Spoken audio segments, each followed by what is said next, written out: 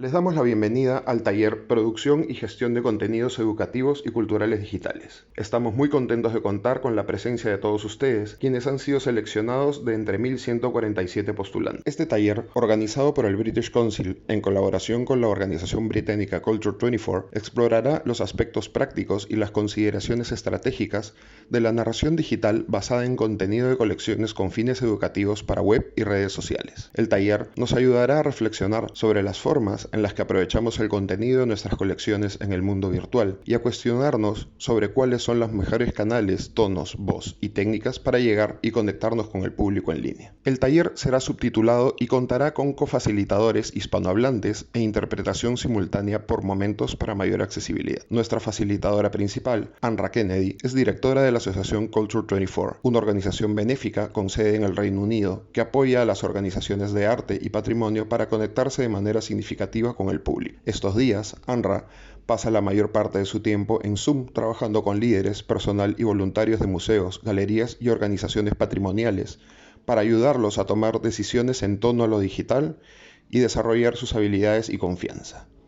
Ella es exprofesora y tiene 20 años de experiencia en la creación y gestión de sitios web culturales digitales y contenido de aprendizaje para una amplia gama de audiencias. Fue fundadora de la organización benéfica Kids in Museums y es asesora para una variedad de iniciativas culturales estratégicas, incluidas Art UK, Age of Revolution y GMA. Asimismo, estaremos acompañados por un grupo de cofacilitadores integrado por Ula Holmquist, María del Pilar Riofrío, Luisa Dawi, Alan Cupis, Ingrid Claudet y Carla Di Franco, todos de Perú, Abraham Guerrero y Cintia Velázquez, de México, y Alejandrina Delia y Florencia Dimen, de Argentina. Los dejo con el taller. Muchas gracias.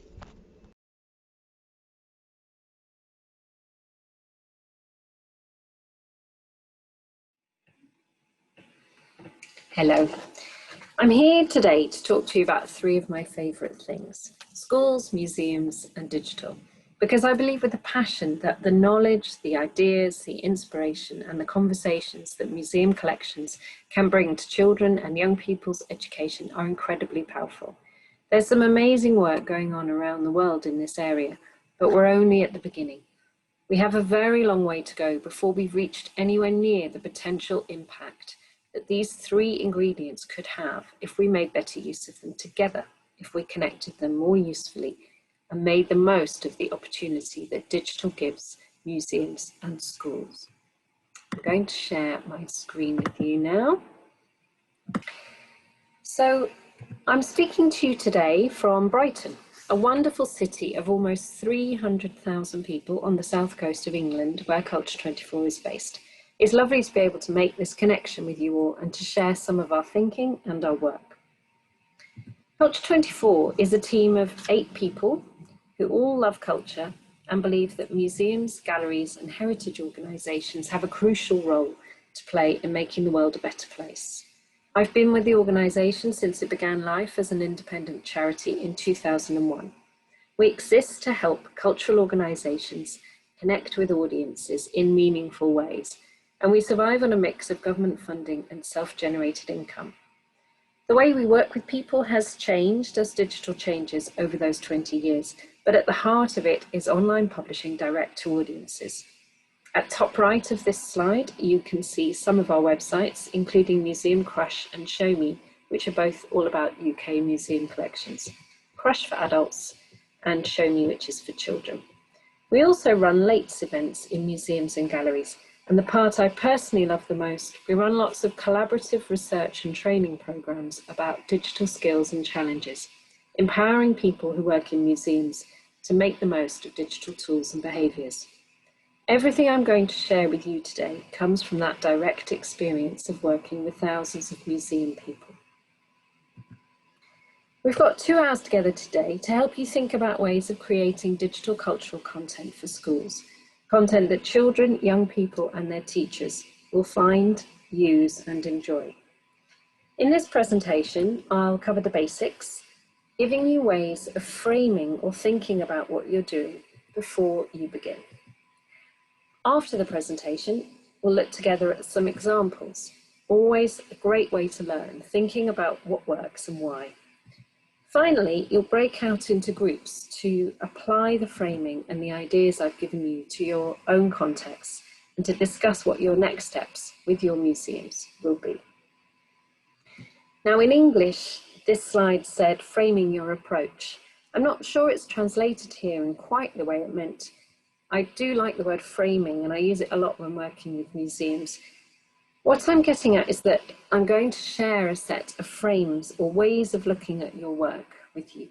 I'd encourage you to always have these frames in mind whenever you consider anything to do with digital content or digital activity for any audience, but especially for teachers, children, and young people. So always start your planning with people in mind. Don't worry about the digital formats, technology, or tools to begin with.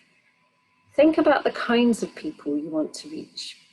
It is useful to have an idea of the demographics, things like their age and where they live, if that helps. But much more importantly, I think, draw up a picture of their interests and their motivations for being interested in you or your collection. You must have a sense of who they are before you can get a sense of how best to connect with them. And be focused. It's not enough to say children or teachers. What kinds of teachers? What are they teaching? Who are they teaching? How confident with digital are they? How much prior knowledge will they have of your subject matter?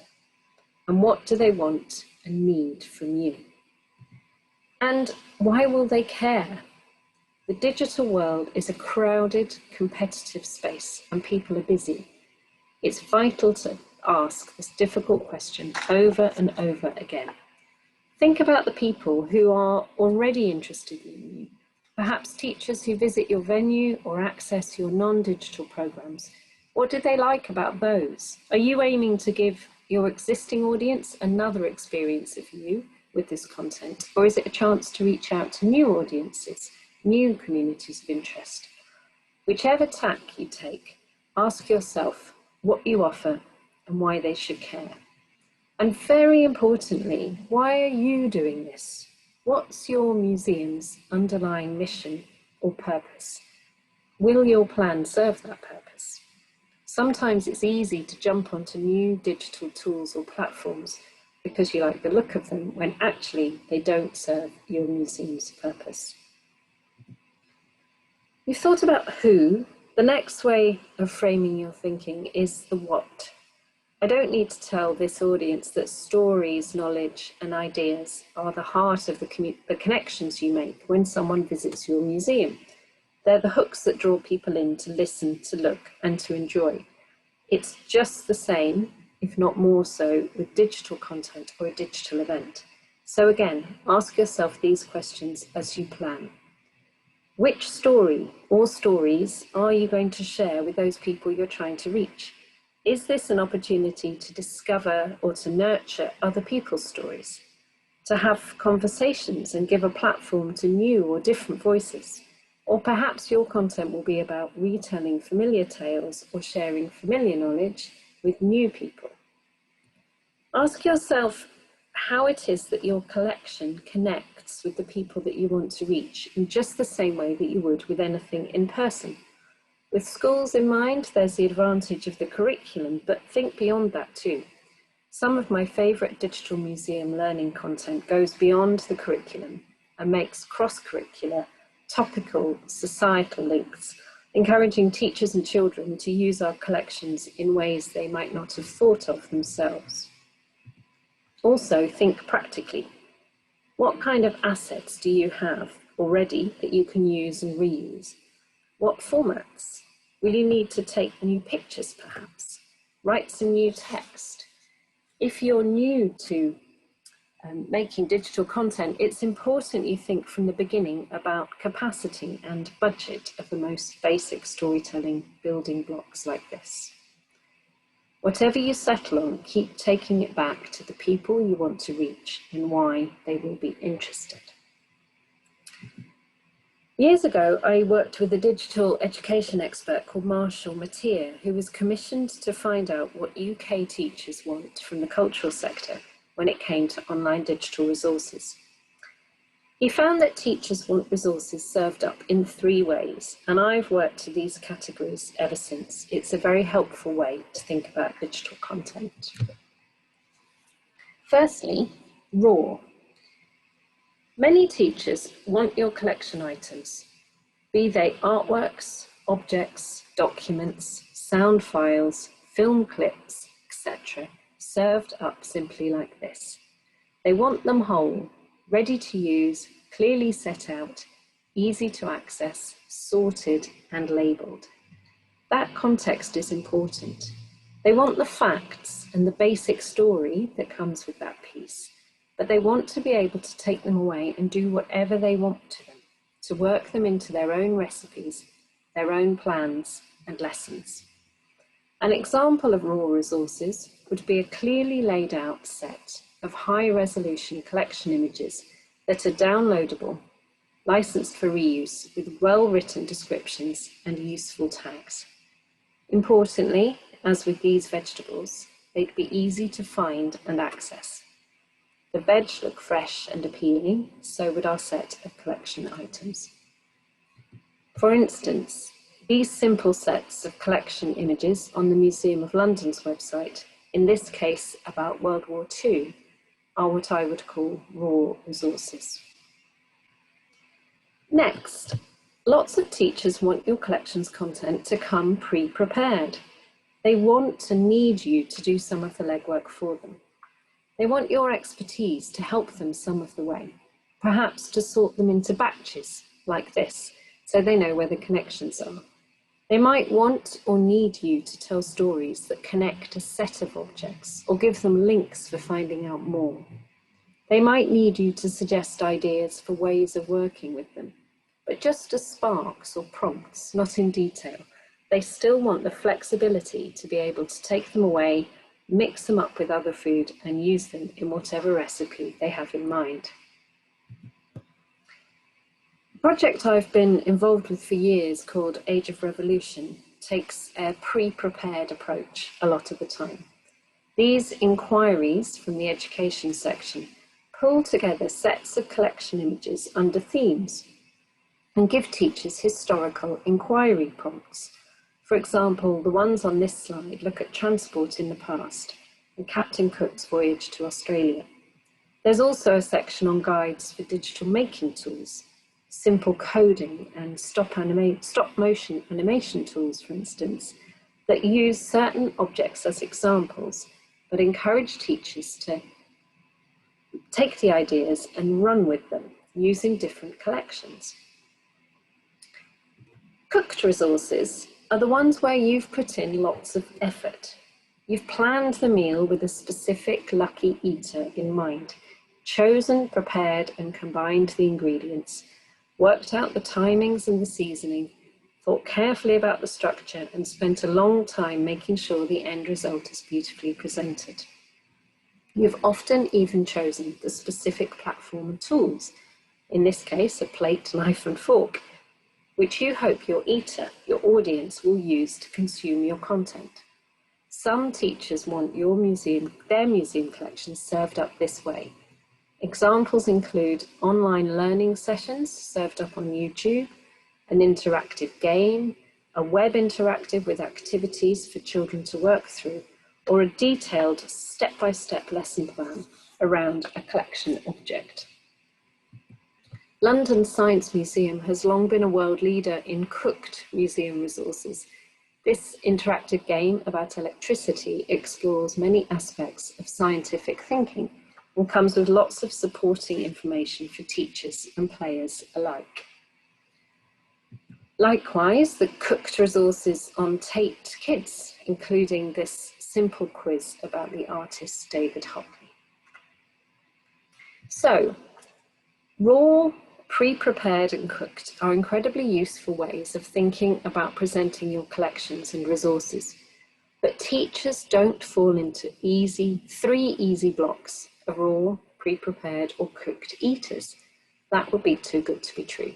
The reality is that most teachers want different things at different times. What they want depends on their level of confidence in using digital content and their level of confidence in teaching with museum collections or source material. It depends on how much time they have to plan, on what kind of lesson they want to teach, and on how well they know their students. Is it half an hour to go before the students arrive and they want a quick burst of cultural inspiration to begin a lesson with? Do they want a highly structured interactive for group work or to give us homework when children won't have them there to guide learning? Do they already have a lesson structure and they need relevant source material to drop into that? Do they want pre-prepared resources for older students to find their own way around? Or are they sitting down to plan a whole term's worth of teaching around a specific topic and have enough time to get creative themselves and build their own programme of work around your material? Most teachers will want raw some days, pre-prepared on other days, and every once in a while might want something cooked. I would urge you to focus most of your time and effort in the raw and pre-prepared end of things. It's very difficult to get cooked resources right unless you have big budgets and lots of capacity for consultation, specialist content creation, ongoing iteration, and for sustaining those cooked products. Even at the simplest end of the cooked spectrum, very detailed lesson plans, I've found again and again across multiple projects and museums that these are mostly a waste of time. Teachers will always adapt. So give high-level guides, give suggestions and ideas, but remember teachers are the ones who know their classes and context best. The most important thing you bring to the table is the objects, the context or information, the stories, and the museum educator way of looking at things. So underpinning everything I've said so far are these two important concepts: relevance and collaboration. I can't stress enough that whatever kind of content you end up creating, and whoever it's for, with teachers in particular, it has to be relevant to their context and their interests. Their time is precious and their resources are tight, as I know almost everyone's in museums are too. If your offer doesn't speak to them, then they won't carve out time or effort to use it. One of the most common traps I see museums fall into time and again is to miss the opportunity to make their resources really useful and relevant because they don't involve their target audiences early enough in the process. Again, if you're planning to create content for schools, you have an advantage over many other audience types because you know where they are and you can reach out to them directly. Make contact, have conversations, run the raw, cooked, pre-prepared framing by them and see where they land. Start small, talk to your contacts, use your networks, but reach beyond those if you can and make time to consult your target audience as much as you can. Ideally, collaborate with them. Co-create and bring them into the process. Through teachers, you can often, if you plan ahead, involve children and young people too. The more you consult and collaborate, the better your content will be and the more chance you have of it being used. Don't forget to collaborate with each other too. Share your insights with fellow museum people, making the most of scarce time and budget. Find a museum that has different parts of the same story and work together. Everything I've talked about so far has been about understanding the types of content you might create. I wanted to share some very practical tips too in the form of a checklist. Now, each individual item in this checklist could take up a week of workshops, so I'm not going into any detail, but I advise you to keep this checklist handy whenever you're planning any kind of digital content. Is the experience you'll be serving up going to meet user expectations in the way it works? It doesn't have to be perfect, but do try to think about the way your audience will be experiencing it. Put yourself in their shoes. By good enough, I mean literally make sure it's usable and works across different devices. If you have a picture, is it clear enough on a desktop monitor and on a phone? If you include hyperlinks, do they all work? Is the call to action clear? Is everything spelt correctly? It sounds basic, but it's part of what will make your users trust your resource. Will everyone be able to access your resource? There are lots of quick and simple things you can do to make digital content more accessible to all audiences, including people with disabilities or neurodiverse people, and it's important to plan this in early on as much as you can. How will people find your content or resource? Don't forget about this, as there's a lot of competition for attention out there. You need to try to make things easy for people if you can. Take the content to them. Don't expect them to find you. Again, we could have a whole week's workshop on copyright. There is lots of help available online. So beyond saying, make sure you have permission to publish all of your content, I'll just leave this one here. Lastly, think about how you're going to know whether your resource or content is doing what you planned. Are teachers and their students using it? Is it useful? Are they coming back? Are they sharing it with others? If not, why not? How can you improve it? Don't just think about the numbers, but remember the qualitative side too, so you can clearly evidence your success and build on it for next time. Some final thoughts to recap and get you started. If you're not very experienced in creating digital learning content, start off by experiencing it yourself. Look at other museums' content and attend other people's online events. Scout out the kinds of things the people you want to reach are watching and listening to. Explore online communities where teachers share resources and content, and give yourself time to take some in. Discover what works and what doesn't, and steal ideas. Ask people for tips and advice. Reach out and have chats with people in the communities of interest you want to reach. Don't make life hard on yourself. I'm a firm believer in just enough research to get you started. Then, just try something. Write a blog post, perhaps practice doing a little live streaming or animation. Play around with some collection pictures and try telling a story with them. Rope in a colleague to test them out on first, then share them with some friendly target audience members. Practice, have some fun. Remind yourself that's still work and it's the only way to learn.